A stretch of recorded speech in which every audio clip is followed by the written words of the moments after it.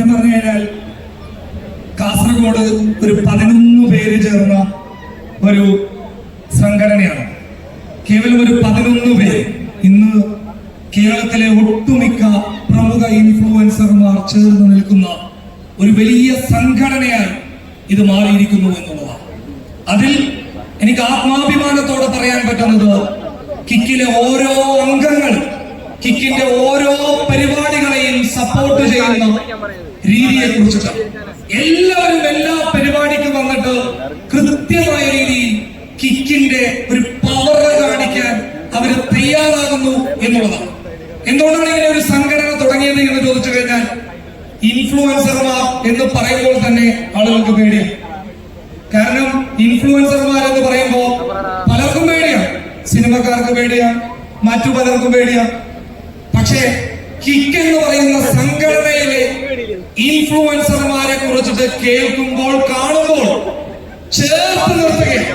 അതിന്റെ കാരണം എന്താണെന്ന് വെച്ച് കഴിഞ്ഞാൽ നമുക്കിടയിലെ പ്രശ്നക്കാരെ കൃത്യമായി മാറ്റി നിർത്തിക്കൊണ്ട് യഥാർത്ഥ ഇൻഫ്ലുവൻസിങ് എന്താണ് എന്നുള്ളത്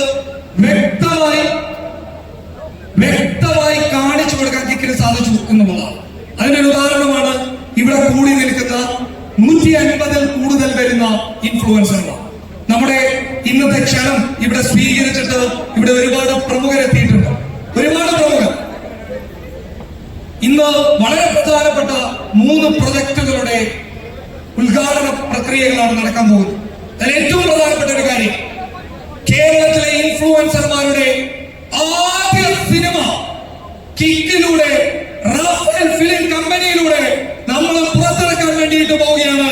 അത് കേരളത്തിലെ ഇൻഫ്ലുവൻസർമാരുടെ അഭിമാന നേട്ടമാണ്. അതിന്റെ സാക്ഷാത്കാരത്തിന്റെ ദിവസമാണ്.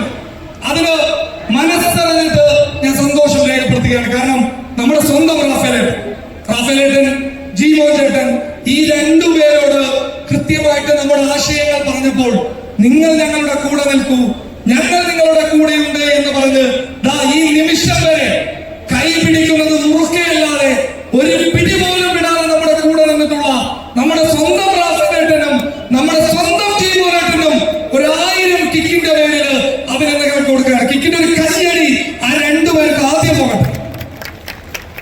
അതോടൊപ്പം തന്നെ ഒരുപാട് പ്രൊജക്ടുകൾ മുന്നോട്ട് വരാൻ വേണ്ടിയിട്ട് പോവുകയാണ്. ഏറ്റവും പ്രധാനപ്പെട്ട ഒരു project rise by Sanju Samson. മലയാളികളെ സംബന്ധിച്ചിടത്തോളം തല ഉയർത്തി നിൽക്കാൻ പറ്റുന്ന പല അവസരങ്ങളും നമുക്ക് ഉണ്ടാക്കി തന്ന ഒരു വിശിഷ്ട വ്യക്തിയാണ് ശ്രീ സഞ്ജു സാംസൺ. അല്ലെ, ഒരു കയ്യടി, മലയാളികളുടെ മുത്താണ്. അങ്ങനെ ഒരാളെ റാഫേൽ ഫിലിം കമ്പനിയുടെ അല്ലെങ്കിൽ റാഫേൽ പ്രൊജക്ടിന്റെ ഭാഗമാക്കാൻ നമുക്ക് സാധിച്ചത് വലിയ അഭിമാനമായിട്ട് കാണുകയാണ്. റൈസ് ബൈ സാംസൺ എന്ന് പറയുന്നത് ഒരു വലിയ പ്രൊജക്റ്റാണ്. ക്രിക്കറ്റ് അക്കാദമിയാണ് കൊണ്ടുവരാൻ പോകുന്നത്.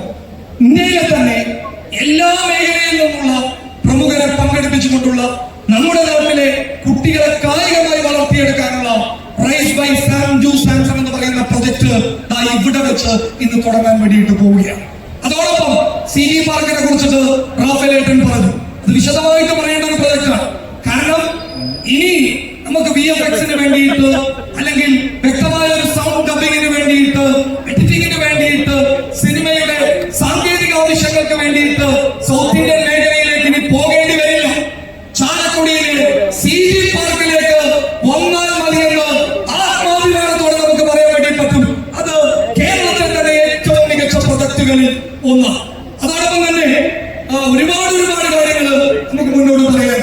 നമ്മുടെ കിക്ക് എന്ന് പറയുന്ന സംഘടനയുമായി സഹകരിച്ചിട്ട് നടത്തിയ ഈ പരിപാടി നമ്മുടെ ക്ഷണം സ്വീകരിച്ചിട്ട് ഇവിടെ എത്തിയിട്ടുള്ള ജനപ്രിയനായ ദിലീപേട്ടൻ ഒരു കയ്യിലേക്ക് പോരാ. ജനപ്രിയനായ ദിലീപേട്ടന്റെ സാന്നിധ്യം. പിന്നെ നേരത്തെ നമ്മുടെ ഷൈജുമായിട്ട് വ്യക്തമായ വിശേഷണം ടോവിനോ തോമസിന് കൊടുത്തു കഴിഞ്ഞിരിക്കുക. ആ വിശേഷണത്തിന് അപ്പുറത്തൊന്നുമില്ല. മലയാളികളുടെ എന്താ പറയേണ്ടത്, എല്ലാ അഭിനയത്തിന് അഭിനയം എല്ലാം കൊണ്ട് മൂടപ്പെട്ടിട്ടുള്ള നമ്മുടെ ടാലന്റ് ടോവിനോ തോമസ്. നിങ്ങൾ ഇത് കാണുക. അതോടൊപ്പം തന്നെ ബൈസിൽ വന്നപ്പോൾ തന്നെ കൈ ഇങ്ങനെ പിടിച്ച് പിടിച്ചിരിക്കുക. ആർക്കും കൈ കൊടുക്കുന്നില്ല ബേസിൽ. ആർക്കും റാഫിലെ പോകുമ്പോഴും ബേസിൽ ഇങ്ങനെ കൈ ഇങ്ങനെ പിടിച്ചിരിക്കുക. കൊടുക്കുന്നത് ഞാൻ ചോദിച്ചെന്താ? ഇല്ല. അപ്പോ എന്തായാലും മലയാളത്തിന്റെ ഇനിയുള്ള കാലം ആ കൈകളിൽ ഭദ്രമായിരിക്കും എന്നുള്ളത് ഉറപ്പിച്ചു പറയുകയാണ്.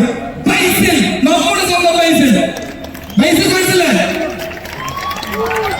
പിന്നെ കൂടെ നിന്നിട്ടുള്ള സീക്രട്ട് ഏജന്റ് നമ്മുടെ സായി ഫാൻസിന് സീക്രട്ട് ഏജന്റ്. സായി ഇടയ്ക്കിടയ്ക്ക് ചൊവ്വയിലേക്കൊക്കെ പോകുമെങ്കിലും പക്ഷേ സായി ഇടയ്ക്കിടയ്ക്ക് ചൊവ്വയിലേക്ക് പോയിട്ട് വരുമ്പോൾ പുതിയ പുതിയ തന്ത്രങ്ങളും കൊണ്ടാണ് സായിയുടെ കഥ പോയി നമുക്ക് ഇങ്ങനെ ചെയ്താലോ, കഥ പോയി നമുക്ക് അങ്ങനെ ചെയ്താലോ. ഞങ്ങളിങ്ങനെ ചിന്തിക്കുന്നില്ല ഇതൊക്കെ ഇവിടുന്ന് കിട്ടുകയാണ് എന്നും.